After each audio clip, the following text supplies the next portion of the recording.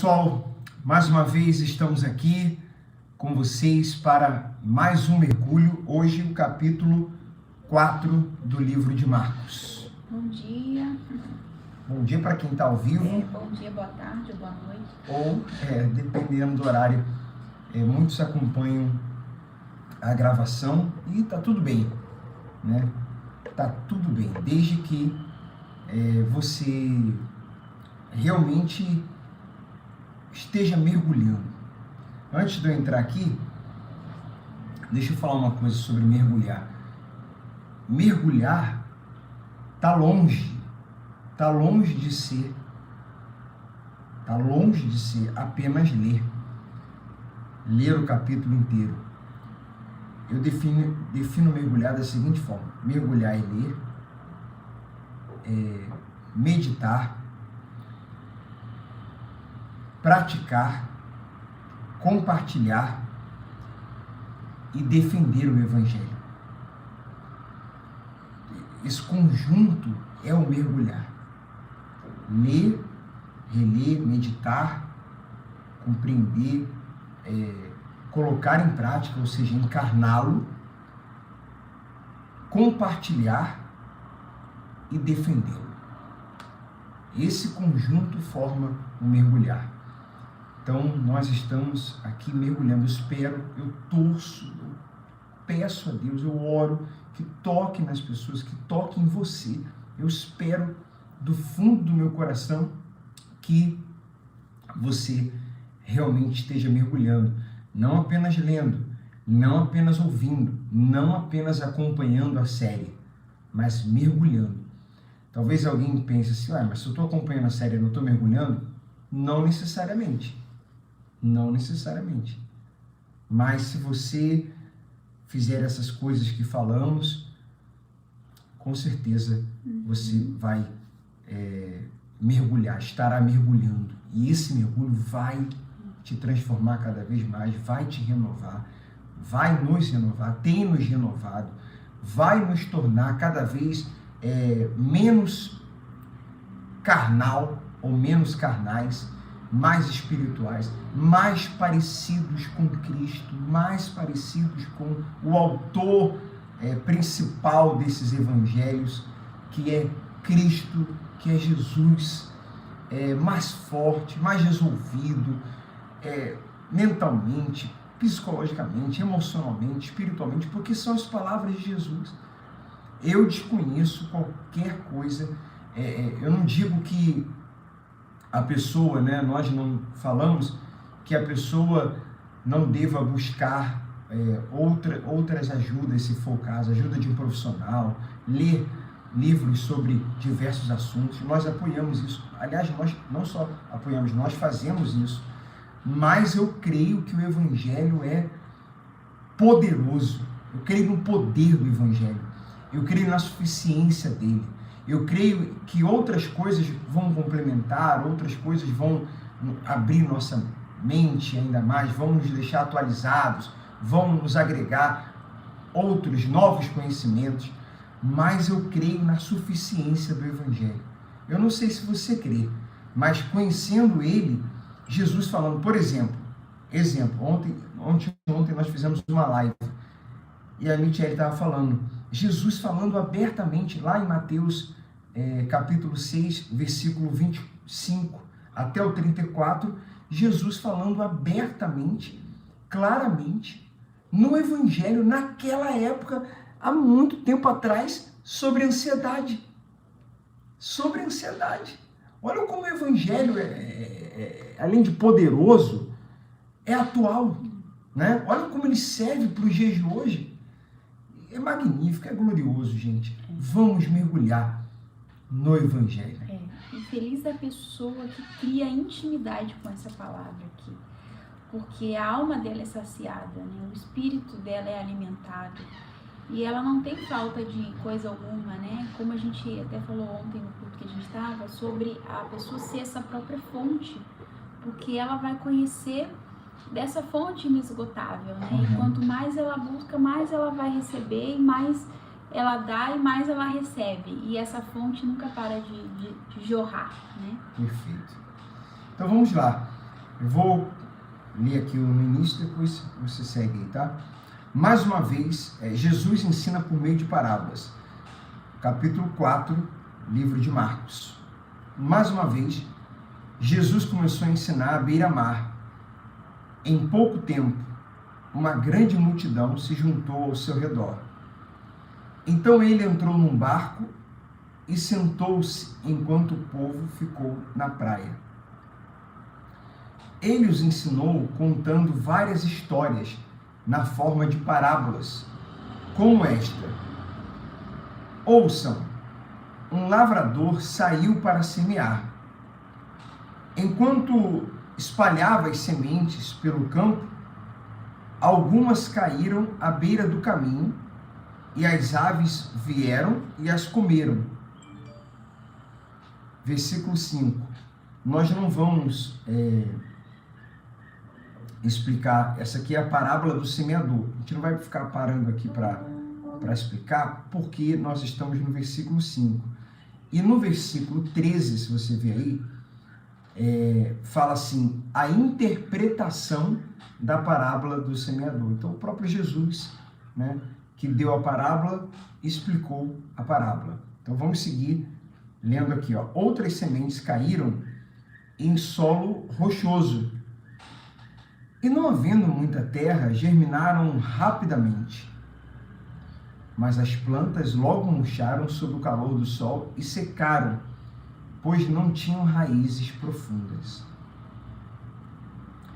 Outras sementes caíram entre os espinhos, que cresceram e sufocaram os brotos, sem nada produzirem. Ainda outras caíram em solo fértil e germinaram, cresceram e produziram uma colheita 30, 60 e até 100 vezes maior que a quantidade semeada. Meu Deus, me veio uma coisa na cabeça agora, aqui, rapidinho. Não podemos pegar um versículo extraordinário.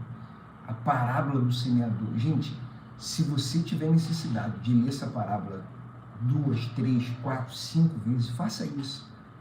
Se você quiser parar, sabe, depois, hoje ainda, mais tarde, em algum momento, e ler essa parábola várias vezes, refletir, anotar um ponto por ponto.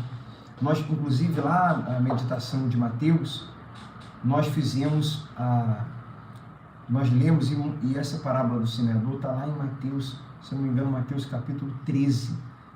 Então, tem muita coisa lá em Mateus 13 que nós explicamos. Hoje a gente vai falar, mas de forma um pouco mais objetiva.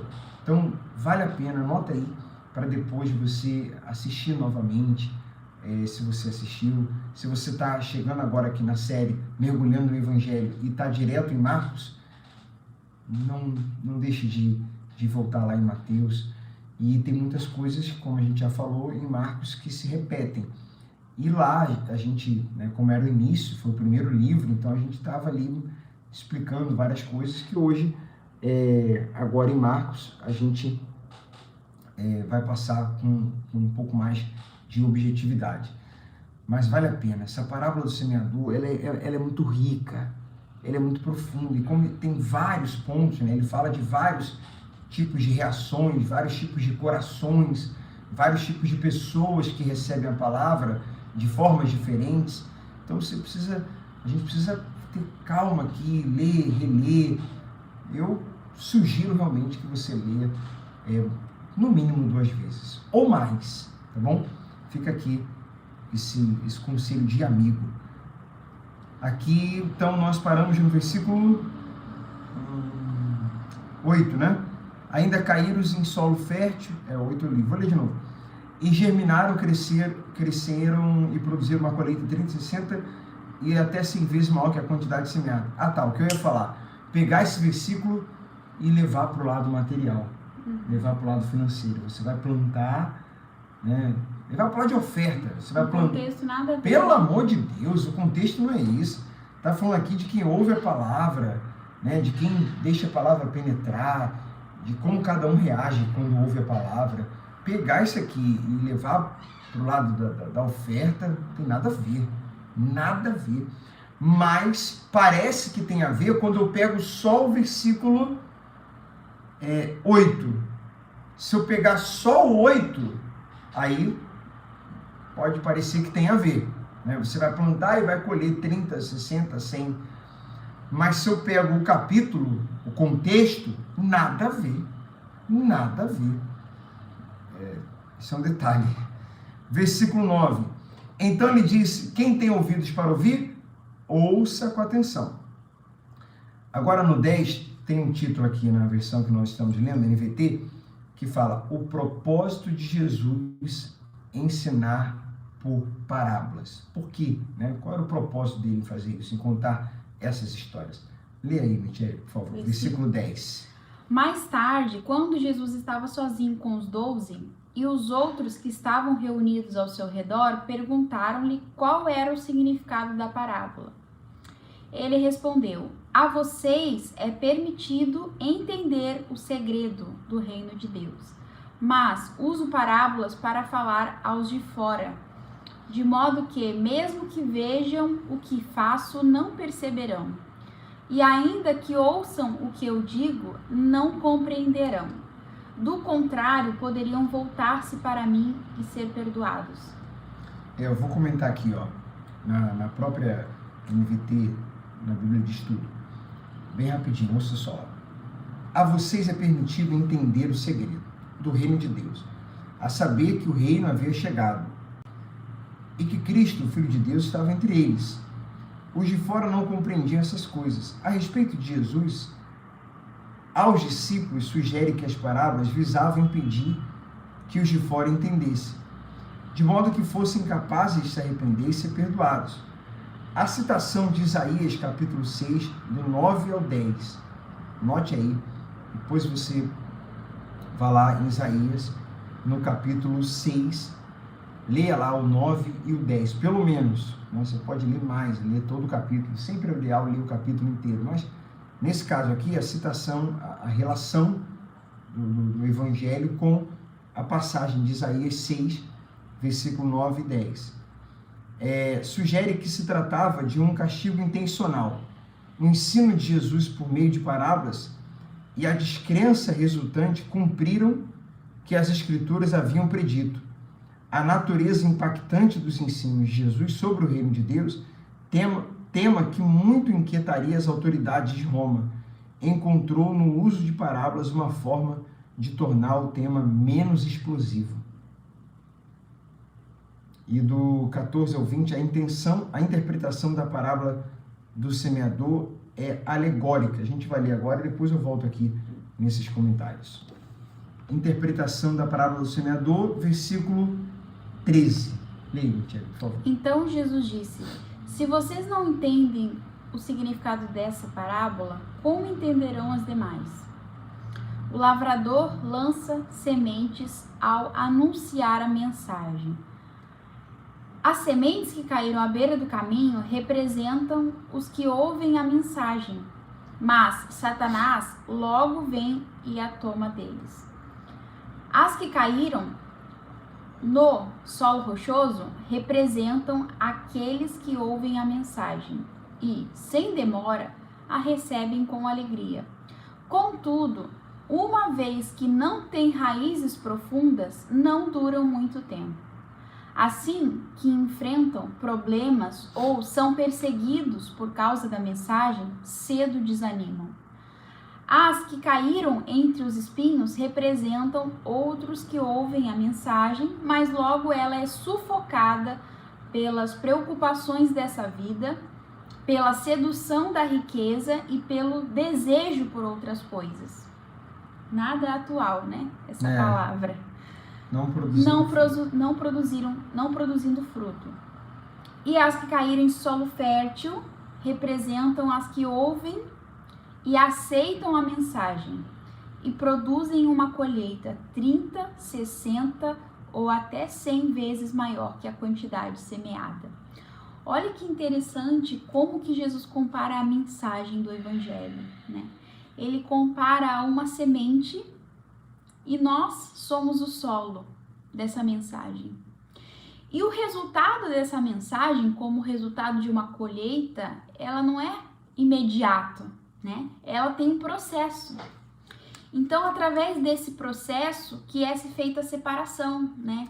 Entre aquela pessoa que realmente é aplicada, ela tá interessada, ela tá com sede, ela é perseverante, ela é forte para suportar, porque está escrito lá no primeiro grupo que o Satanás vem para tentar roubar a mensagem, para tentar distrair aquela pessoa. Satanás vem para minar a fé que foi plantada com a mensagem.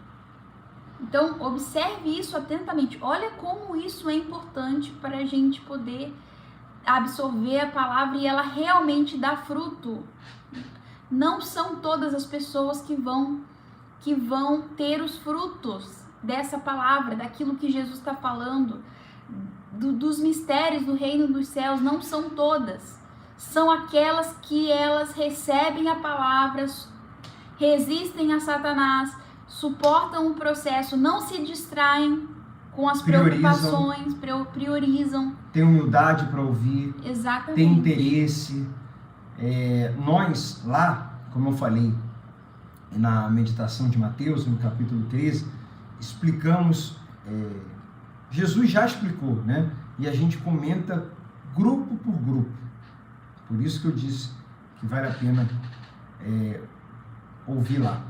Mas a gente pode resumir isso aí que a Michele falou, toda essa parábola, em o tipo de coração que cada pessoa tem e a forma como cada um recebe a mensagem. Se o coração está humilde, aberto e sedento de aprender, sedento de ouvir o Evangelho, então a palavra vai penetrar. Se a pessoa está priorizando isso, eu não vou deixar que nada e que ninguém, preocupação com outras coisas, outras prioridades. Não, minha prioridade é Jesus, minha prioridade é o Evangelho. Eu tenho minhas situações pessoais, mas isso não é minha prioridade. Não é minha prioridade. Minha prioridade é Jesus e o Evangelho. E eu estou aqui com interesse, eu estou aqui, meu coração está aberto para aprender. A palavra vai penetrar, a pessoa está focada, a pessoa está interessada, a pessoa está concentrada, a palavra vai penetrar. Agora, se não houver humildade, já complica. Se não houver interesse, já complica. Por exemplo, se a pessoa acha assim, imagina, quando eu falei, é bom você ler até 2 vezes, pelo menos, 3, 4, se lá dentro a pessoa ouve e fala assim, lá dentro ela pensa assim, eu vou ler 4 vezes, mesma parábola, 5, é porque só faz isso, de ler 2 vezes, de voltar, de assistir de novo, quem está com realmente muito interesse, né? E se você sinceramente diz assim, Marcelo, mas eu não estou com tanto interesse assim. Com interesse você está, pelo amor de Deus. Se você não tivesse, você não estaria assistindo a série. Todos que estão assistindo a série estão com interesse. Então, o que pode acontecer é do teu nível de interesse ser mais baixo. E quando o nível de interesse é baixo, a pessoa começa e não termina. Começa, tem certas dúvidas e fica com as dúvidas porque não corre atrás de tirá-las. Quando o nível de interesse é alto, quer dizer, ela tem interesse e esse nível de interesse pela palavra é alto, ela assiste, lê quantas vezes ela concluir que é necessário. E ela medita. E se tem dúvidas, ela vai atrás. Tem o Google aí, tem a gente, tem pessoas que você conhece, tem a Bíblia, tem comentários bíblicos, tem várias formas de tirarmos nossas dúvidas, mas só vai atrás dessas dúvidas serem tiradas. Anota, pontua, sublinha, grifa. Eu estou com essa dúvida aqui, não entendi essa coisa, esse comportamento, essa reação é só para quem está com nível de interesse realmente alto. E quando uma pessoa está interessada em um nível de interesse alto, ela não vai se distrair na hora que ela está ouvindo a palavra. Essas coisas que acontecem aqui, cair à beira do caminho, Satanás roubar, a pessoa receber com alegria e depois se perder, a palavra não vai durar muito tempo. Essas coisas todas não vão acontecer com um coração humilde e realmente muito interessado. Não vai. Não vai. Então, o coração fértil, a terra boa, é a terra humilde. É a terra de alguém que está muito interessado, que quer conhecer Jesus, que já conhece e quer conhecê-lo mais, que não conhece e quer conhecê-lo, e por isso está aqui ouvindo, meditando, mergulhando no Evangelho. Então é sobre isso, é sobre humildade, é sobre interesse, é sobre concentração, é exatamente sobre isso, é sobre prioridade. Esse conjunto faz com que um coração seja uma boa terra, e o Evangelho vai entrar, vai penetrar, e vai produzir fruto, e vai transformar, e vai fazer aquilo que Deus quer. Agora é a parábola da lâmpada. Em seguida, Jesus lhes perguntou, versículo 21, alguém acenderia uma lâmpada e a colocaria sob um cesto ou uma cama? Jesus e suas perguntas maravilhosas, né? Claro que não. A lâmpada é colocada num pedestal, de onde sua luz brilhará. Da mesma forma, tudo que está escondido será revelado. E tudo que está oculto virá à luz. Quem tem ouvidos, ouça com atenção. Então acrescentou, preste muita atenção ao que vão ouvir. Gente, é muito forte, né? A gente está lendo aqui uma coisa que Jesus vira e fala assim, preste muita atenção no que vocês vão ouvir. Uma coisa é um professor, né? Que também tem sua importância. Você está lá na faculdade, está na escola, o professor fala assim, ó, preste muita atenção. Isso aqui é matéria de prova. Lembro que tinha um professor que falava isso, ó, preste atenção aqui, ó. Olha aqui, você, o pessoal do fundão aí, o pessoal que não está prestando aqui, ó, vai cair na prova, hein? Então Jesus vira e fala assim, prestem muita atenção ao que vão ouvir. Com o mesmo padrão de medida que adotarem, vocês serão medidos, e mais ainda lhes será acrescentado, pois ao que tem, mais lhe será dado, mas ao que não tem, até o que tem, lhe será tirado. Então aqui ele fala da luz, a luz revela quem somos. Então se eu sou transparente, ou se eu quero mudar, eu não tenho nenhum problema com a luz. Nenhum problema com a luz. Só tem problema com a luz quem não está disposto a mudar, ou quem não é transparente, quer esconder algo. E ele fala aqui, é uma coisa que a gente bate muito aqui na tecla, o Evangelho bate na tecla, e a gente só reproduz a tecla que ele bate, e o Michele está sempre falando isso, que essa coisa, inclusive no culto de ontem também foi o principal, que Deus faz em nós para fazer através de nós. Então a gente não é se Ele nos iluminou, o Evangelho nos ilumina, o Espírito Santo nos ilumina, Jesus é a luz, Ele nos ilumina. E a gente com essa luz não é para ficar debaixo da mesa, não é para ficar debaixo da cama, não é para ficar em casa sem se socializar, não é para se sentir superior e não querer, né, conversar e se entreter ou se relacionar com outras pessoas. Porque nós vamos iluminar quem?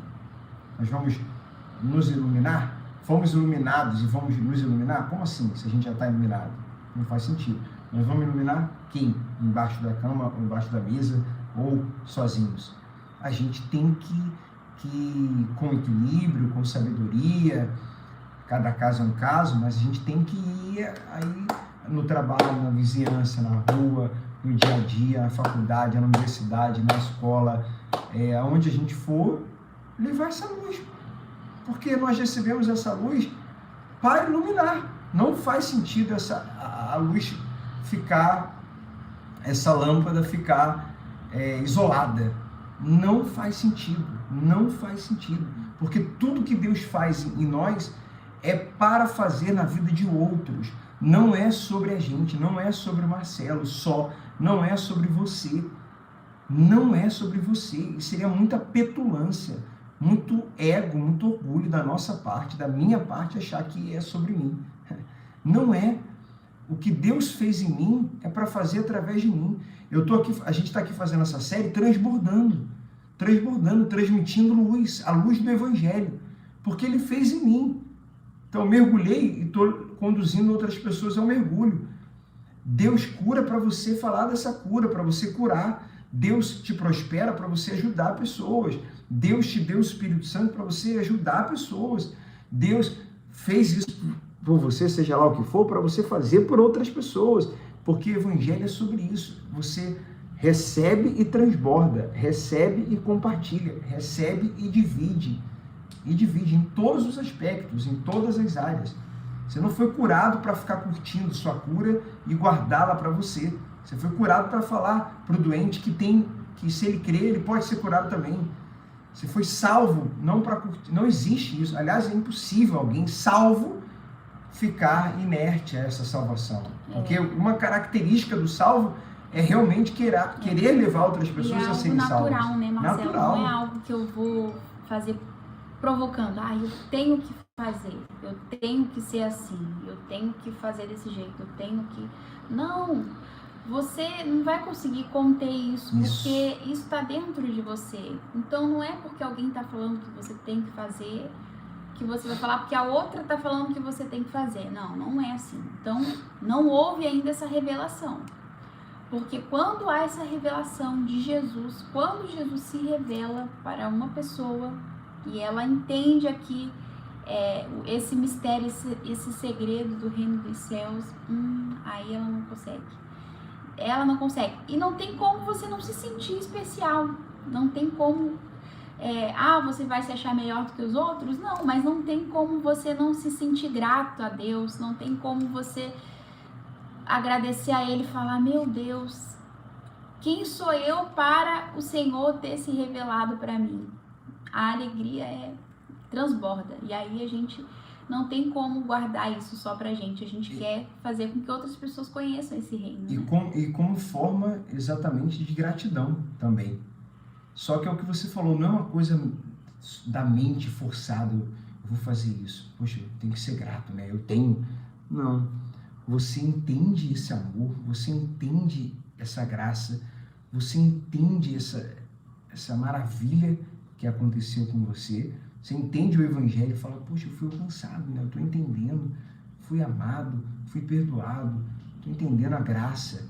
Então, você vai querer transbordar.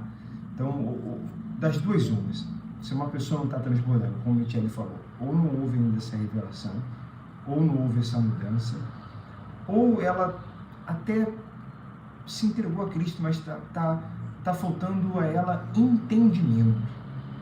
Ou ela não mudou de natureza, ou está faltando entendimento. É como a gente tem falado, né, nas mensagens de domingo sobre vida de filho atualmente. Ou uma pessoa não é filha, e ela só se torna filha quando se entrega, ela nasce de novo, se torna filha de Deus, ou ela é filha.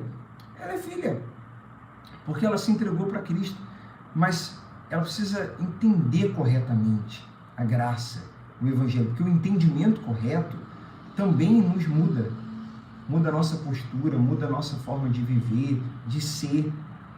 Então, às vezes falta as duas coisas e às vezes falta o entendimento. Então, talvez você é uma pessoa que está aí acompanhando a série e você sinceramente se entregou para Cristo. Mas você fica assim, poxa, mas eu não tenho tanto esse amor, essa coisa de transbordar, de me preocupar mesmo com o próximo. Eu me importo, mas não é uma coisa... Eu gostaria que isso fosse mais forte. Eu gostaria que isso ardesse mais em mim. Isso pode acontecer com você alimentando mais o seu espírito, porque é uma luta da carne com o espírito. A carne não quer se preocupar com ninguém. A carne não quer fazer as coisas de Deus. A carne quer se preocupar, levar a pessoa a se preocupar só com ela mesma. A carne não transborda. A carne é egoísta, a carne é corrompida. A nossa carne é corrompida, é egoísta, completamente. Então, quando uma pessoa começa a orar mais, começa a meditar mais na Bíblia, começa a se relacionar mais com Deus, se relacionar mais com o Espírito Santo, o seu espírito é fortalecido. Então, ela quer, cada vez mais que ela alimenta o espírito, mais ela quer alimentar o espírito. E cada vez que ela alimenta o espírito, mais ela quer alimentar o espírito e mais forte ela fica. E aí ela começa a desejar as coisas do Espírito Santo. Começa a fluir mais de Deus dentro de nós. Essa fonte jorra mais. É aí que a carne baixa e o espírito reina, o espírito prevalece. E aí a pessoa começa realmente a se preocupar com o outro. Porque é pelo espírito. E ela manifesta não é pela nossa capacidade, é pelo espírito. Essa preocupação com o próximo é pelo espírito. Não dependa de si mesmo para se preocupar com o próximo, para conseguir fazer a vontade de Deus. É pelo espírito. Então só completando, você alimenta o espírito mais e você começa a entender. Nossa, eu fui muito amado, né? Nossa, e a graça é favor imerecido. Então eu não merecia. Esse entendimento vai entrando, junto com o espírito fortalecido, né? Eu nasci de novo e agora eu mantenho a chama acesa, eu estou fortalecendo o espírito. Com esse entendimento, cara, isso é o primeiro amor. Eu tenho cuidado da minha vida espiritual, meu espírito está fortalecido e eu estou entendendo mais a palavra. Isso é primeiro amor. Então, você vai transbordar, é natural, como a Michele falou, é natural, você vai querer transbordar. Nem que você quisesse, nem que a gente quisesse não se preocupar com o outro, nem que a gente quisesse se afastar de Deus, né? Digamos assim, não quero fazer a vontade de Deus, nem que queira, a gente não consegue. Não, eu quero viver a minha vida do meu jeito, não vai conseguir. O espírito fortalecido não vai permitir, você vai querer cada vez mais Deus e as coisas dele. Exatamente, você falou, a gente não se sente bem mais no pecado, né? A gente se sente incomodado, porque houve essa troca de natureza. Então é aquele ditado, a gente não peca mais em paz, né? Como diz algumas pessoas já falaram, e é realmente, né? Às vezes você acaba pecando, você acaba falando algo que se precipitou, ofendeu alguém, ou agiu por impulso, ou enfim. Mas logo o Espírito Santo nos constrange e a gente fica mal com aquilo. A gente quer se consertar logo com Deus, porque a gente não quer desagradá-lo. Nosso espírito não quer desagradá-lo. A carne é o desagrada. Alimentado, né? Exatamente. Porque quando o espírito não está sendo alimentado, quando a carne está mais forte, a pessoa não sente esse incômodo, não. A consciência dela não lhe acusa. Não pesa. Né? Exatamente. Então, assim, é para refletir qual desses solos, né, a gente está sendo para receber a palavra de Deus, né? Porque acredito que você que está aí, você não seja o rochoso, porque senão você nem, né, teria entrado nessa live, né? Então, o primeiro, digamos que podemos descartar. Mas, né, pode ser que seja aquela pessoa que receba a palavra com alegria. Nossa, isso que eles estão falando realmente é verdadeiro, é sério e tal. Mas vai passar daqui a uma semana, isso vai esfriar dentro de você. Ou você pode ser aquela pessoa que recebe a palavra, por um tempo até fica, mas aí você é sufocado pelas preocupações dessa vida, pelas riquezas desse mundo, ou enfim, algo terreno que tira a sua atenção e você foca mais naquilo do que no reino, né, de Deus. Então, assim, não é que você vai deixar de trabalhar, de fazer suas coisas, não, mas é prioridade, né? É isso que está sendo falado. Lógico. Ou pode ser esse solo fértil, que realmente a palavra produz, depois de um processo, ela produz frutos 100, 60 e 30, 60 e 100 vezes mais. Quando a gente fala de prioridade, A gente fala, um exemplo bom é Marta e Maria. A Maria não parou naquele momento porque ela não tinha nada para fazer, porque ela estava desocupada. Ela priorizou. A gente sempre vai ter muita coisa para fazer, a gente sempre vai ter muita coisa para resolver, a gente sempre vai ter muito trabalho, a gente sempre vai ter muita demanda. O trabalho nunca vai parar. Enquanto a gente não morrer, sempre vai ter coisa para fazer. Quando a gente estiver vivo, sempre vai ter trabalho. Tem trabalho hoje, tem amanhã, tem no programa. Sempre vai ter trabalho. Sempre vai ter trabalho. Sempre vai ter uma listinha de tarefas. Sempre. Até morrer. Sempre. Até morrer. Sempre, no caso, nessa vida. Né? A questão é, e aí? A gente vai fazer o quê? Vamos parar para ter um devocional ou não vamos? Vamos parar para orar ou não vamos? Vamos parar tudo aqui para ouvir a voz de Deus ou não vamos? Vamos parar tudo aqui para buscar ou vamos nos deixar levar por essa correria? Porque é aí que a carne vai só crescendo e o espírito enfraquecendo. Agora, quando a pessoa para e prioriza, mais o espírito vai se fortalecendo e mais a carne vai perdendo força. Versículo 26 diz, Jesus também disse, então, gente, só uma coisa, depois pense nisso. Eu tenho que fazer isso, Michele tem que fazer isso, todos nós. Isso que ela falou. Quem sou eu na parábola? Para um tempo, sabe? Entra aí numa profunda reflexão. Vamos fazer valer essa meditação aqui, gente. Vamos fazer valer esse evangelho. Vamos valorizar essa palavra. Você já está aqui, já está assistindo, você tem interesse. O Espírito Santo está trabalhando poderosamente em você. Poderosamente, ele está colocando sede em você. Você sabe disso, né? Então pare e pense, quem sou eu nessa parábola aí? Qual é a minha condição espiritual? Eu já nasci, isso que o Marcelo falou aí, eu já nasci de novo ou não? Se eu nasci, mas eu preciso fortalecer mais meu espírito, tá? Eu tenho transbordado na vida de outras pessoas. Se não tenho, então eu preciso alimentar mais meu espírito.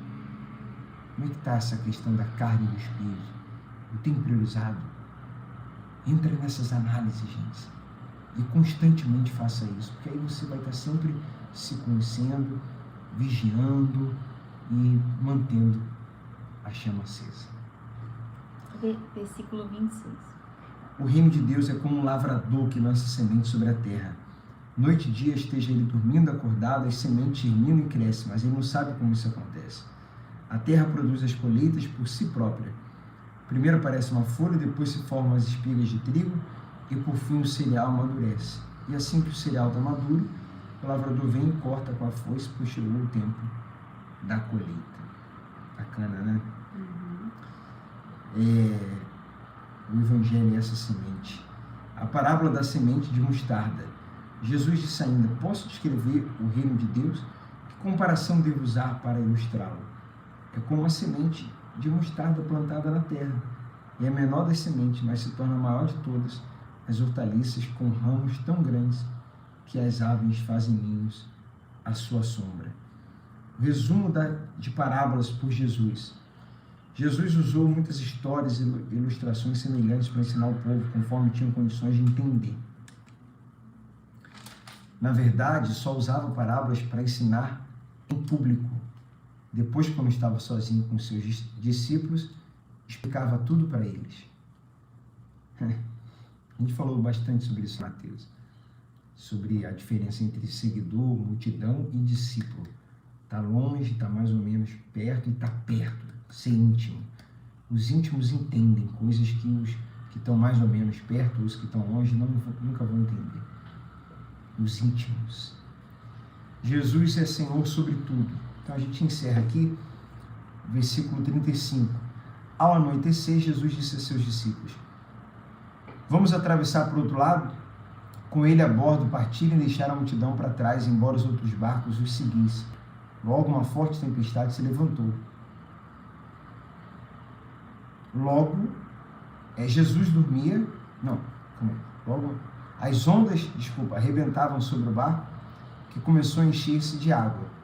Jesus dormia na parte de trás do barco, com a cabeça numa almofada.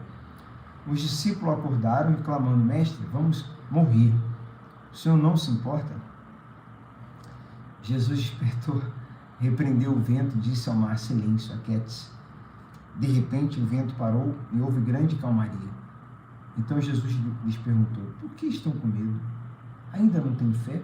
Apavorados, os discípulos diziam uns aos outros: quem é esse homem que até o vento e o mar lhe obedecem? O interessante aqui que Jesus está falando: por que vocês estão com medo? Ainda não tem fé? Né?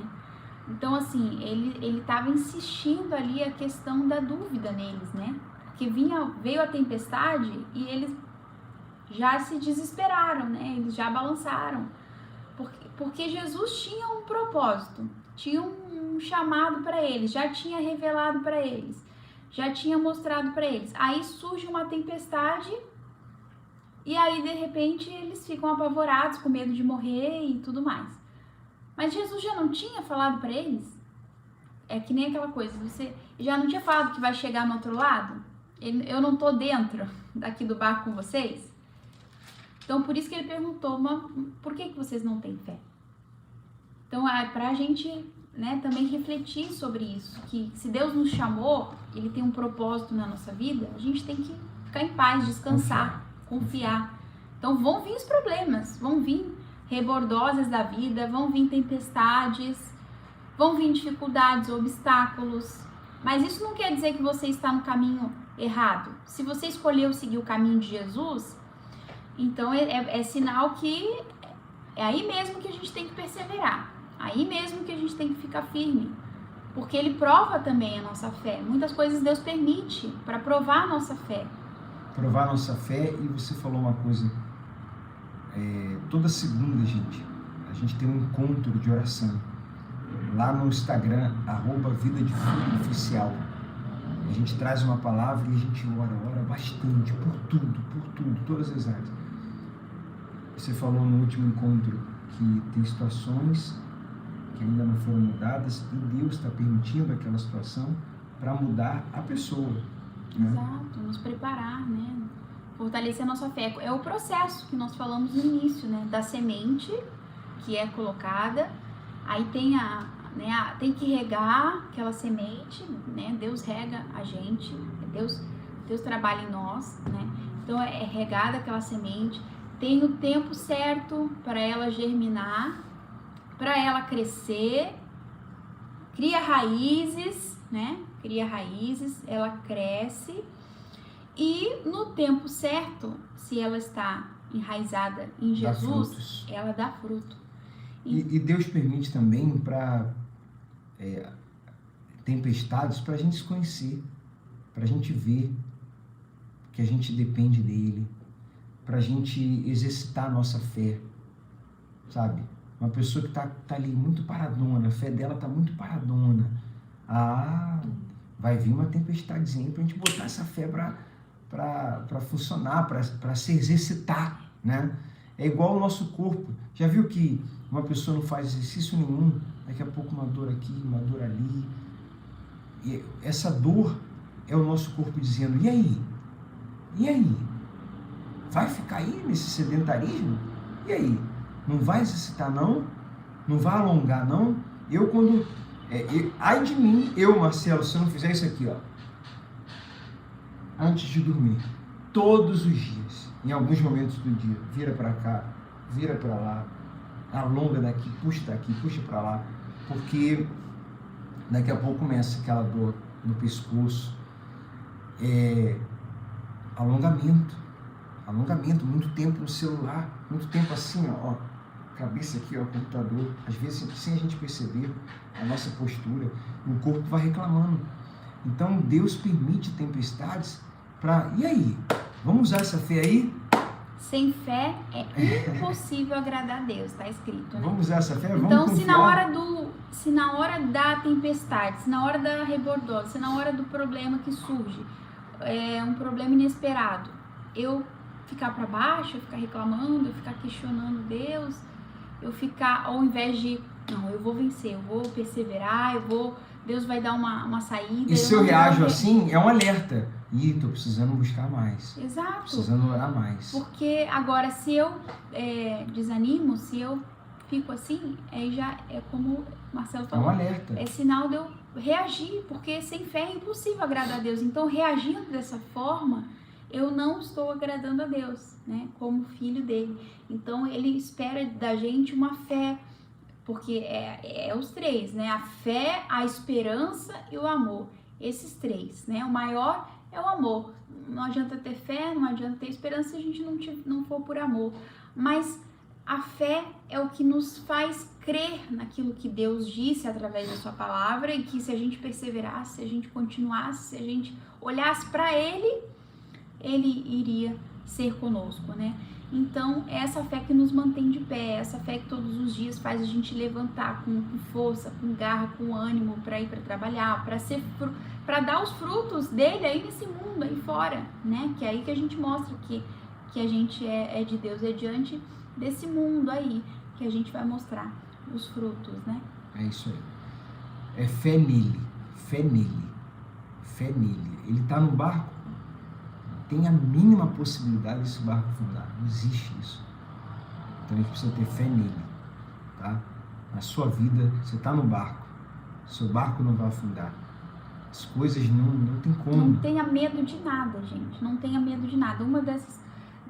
Quando a gente se alimenta da palavra, a nossa fé cresce, porque olha em quem a gente crê. Olha em quem a gente é filho. De quem a gente é filho. Olha quem nos guarda. Agora, é compreensível para os discípulos. Por um lado, eles já tinham visto milagres. Por outro lado, eles ainda estavam... Era tudo muito novo. Eles estavam... Quem é esse? Né? Ficaram admirados. Quem é esse que até o mar obedece? Quem é esse? Eles estavam conhecendo a Jesus. Eles, depois de receber o Espírito Santo, esses discípulos aí que ficavam apavorados, cheios de dúvida, perguntando, depois até abandonaram Jesus na crucificação, eles, quando receberam o Espírito Santo, quando o Evangelho, depois que eles receberam todo esse Evangelho aí, receberam o Espírito Santo, eles mudaram. E esses homens se tornaram muito corajosos. Então, o Evangelho e o Espírito Santo vai te mudar. Aí volta aquilo que você falou, não é na marra. Nos dá ousadia contra os problemas. Não é na marra, não é forçado, não é uma coisa assim, eu preciso ser forte, eu não posso. Isso, tudo bem, você pode falar, eu não vou me render, né? Você falar, vamos lá, mas não é isso, tem que haver uma mudança no interior. No interior, é sobre o interior, é sobre como está o nosso interior. E quando a gente fala de interior, são essas duas coisas, palavra e Espírito Santo. Palavra os discípulos estavam tendo, mas o Espírito Santo eles ainda não tinham. E aí a gente vai ver em Marcos eles tendo várias vezes essas reações, mas depois que juntou palavra com o Espírito Santo, nunca mais esses discípulos foram tímidos, medrosos e inconstantes, como o Evangelho nos apresenta ele sendo em várias ocasiões. Então, gente, mergulha na palavra e ore ao Espírito Santo. Se relacione com o Espírito Santo, porque juntando palavra com o Espírito Santo, a tempestade vem, mas você se mantém firme, porque você sabe, pela palavra e pelo Espírito, que muito maior é aquele que está com você. Muito maior. Tá bom? Então, cada vez mais palavra e cada vez mais comunhão com o Espírito Santo. Deus abençoe muito vocês. Nós vamos terminando aqui. Curta, deixe seu comentário, compartilhe com outras pessoas. A gente volta na próxima meditação, no capítulo 5 de Marcos. Tchau.